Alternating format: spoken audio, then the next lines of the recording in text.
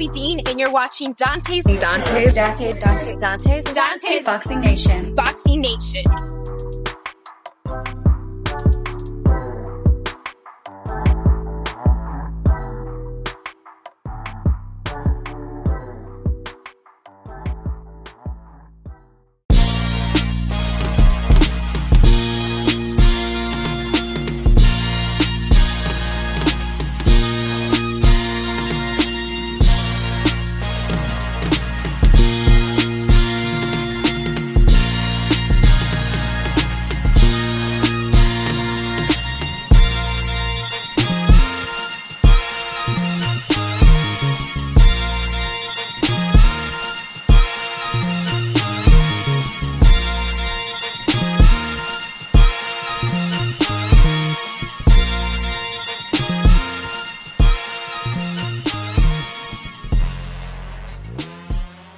So meet British boxer Josh Kelly, 17-1 with 9 knockouts. The one loss that he suffered was to David Avanesian 4 years ago. Well, according to reports, he has just been offered the JARON Ennis fight. And the news gets even bigger than that, because if Josh Kelly accepts this assignment, the winner of that fight, which we know is going to be JARON Ennis, will be the #1 mandatory contender for Xander Zayas' title that he just won against George Garcia, the WBO. This news is so interesting to me because, first of all, this reminds me of the Raymond Marataya versus Andy Cruz situation.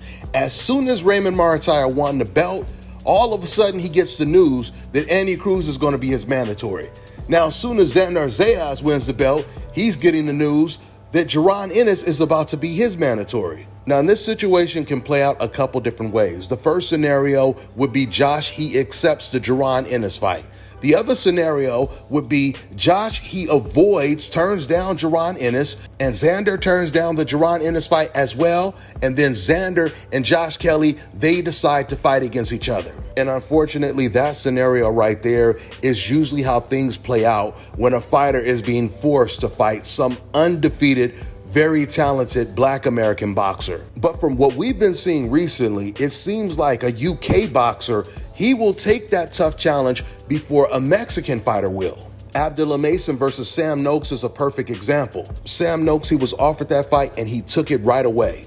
A lot of fighters would not have done that, especially when it comes to Abdullah Mason. Now, and I'm not trying to say all British boxers do this, because they don't. But there are more British boxers than Mexican boxers that once again will take a challenge like that. Usually when it comes to a lot of Mexican boxers, it takes them years to take a challenge like that. William Zepeda, he had been avoiding Shakur Stevenson for damn near 2 years. Oscar Valdez, he avoided Shakur Stevenson for like 3 years or longer. But Xander Zayas, he's not Mexican, he's Puerto Rican. So let's see if that makes a difference. Now, Xander, he did call out Bakram Murtazaliev after he beat George Garcia. And he is the only undefeated fighter right now that has been bold enough to even mention Bakram's name. So that is one of the differences from the Mexican boxers in that weight class, like Virgil Ortiz and Fundora. Neither one of them have ever mentioned Bakram's name. And the funny thing is, Virgil Ortiz, who really doesn't call too many fighters out, man, he called out Xander Zayas right away after he seen his performance this past weekend. He has never called out JARON Ennis. From the time he fought at 147 to now, he's never done it. But he calls out Xander right away. In fact, he said that Xander Zayas is food. So the perception now is Xander Zayas, he is the weakest link at 154, at least when it comes to champions. At least that is the way Virgil Ortiz sees it.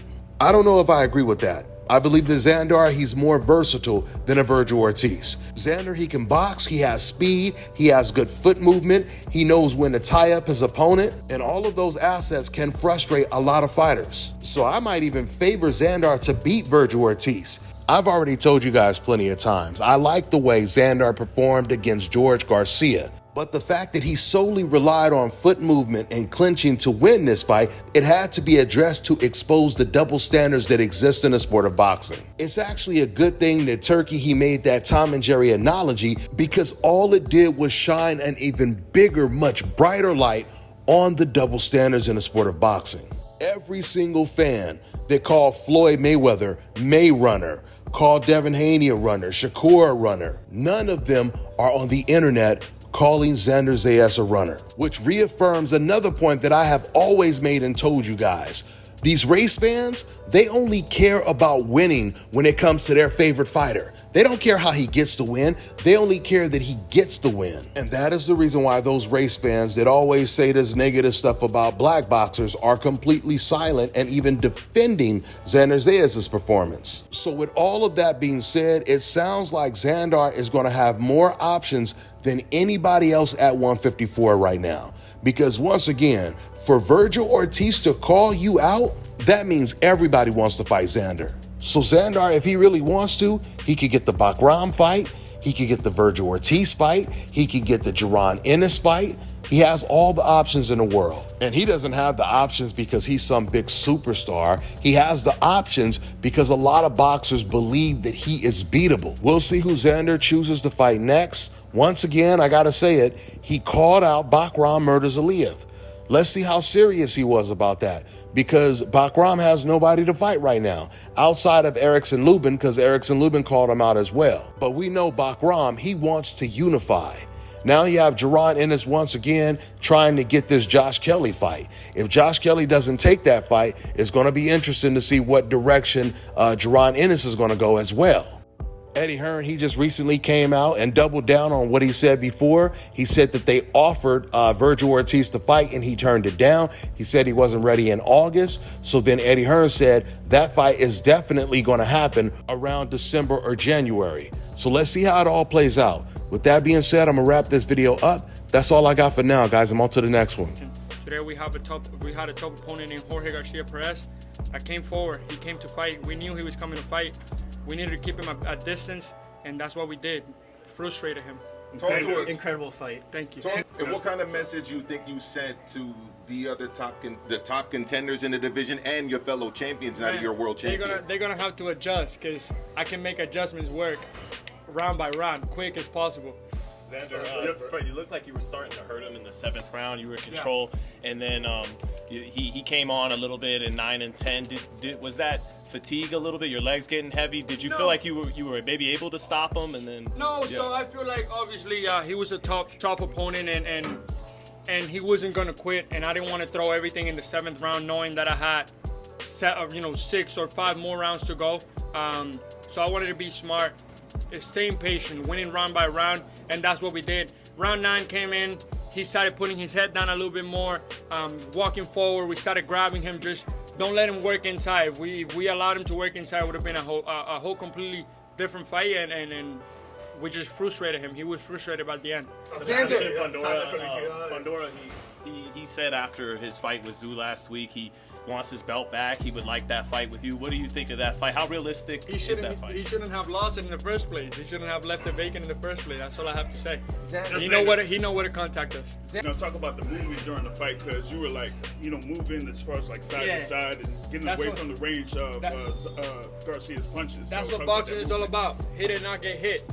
When you can frustrate a guy by him throwing to the air and him missing big, that's when you got it in the bag, because now he's gonna either get shy or he's gonna continue to miss big, and that's what he did. He continued to miss big, and we just started getting under those shots, wrapping him around, break, going back to controlling the fight. Sebastian, outside here, Keith Thurman said that he doesn't think you'll fight again this year. Do you have plans to fight again this year? And also, who are you targeting with your next bout? Yes, I do want to fight one more time this year. Shoot, if I could fight 2 more times this year, why not? But whoever, we have this fight for the WBO next week. Zayas. I want to see that fight. I want to see the outcome of that fight. Maybe we'll capture that title again. Hey, Fundora, Low Swift Fight Hype right here. Is Bakram, unifying with Bakram, something that we could see in the future? Definitely. He has the IBF. IBF's a nice looking title. I like that red title.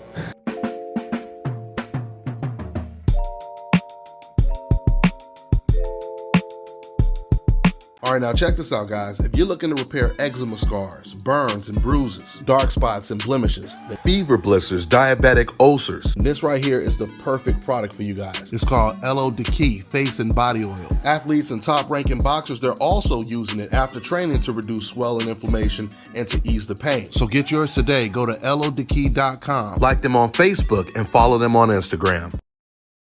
Let me tell you guys about Issa Israel Law Firm. It is a full-service legal practice based in Denver, Colorado, an emerging hub for combat sports and high-altitude training. If you're a fighter inside or outside of the ring and you need a law firm you can trust to fight for you, visit thefighterfirm.com or email help@iilawfirm.com. Legal representation is usually limited to plaintiffs or defendants in Colorado, but iFirm can help anyone in the world with trademarking their business name, logos, and U.S. immigration issues. This brother has been my attorney for a while and helped guide me through all kinds of business and civil issues, so make sure you guys go to thefighterfirm.com.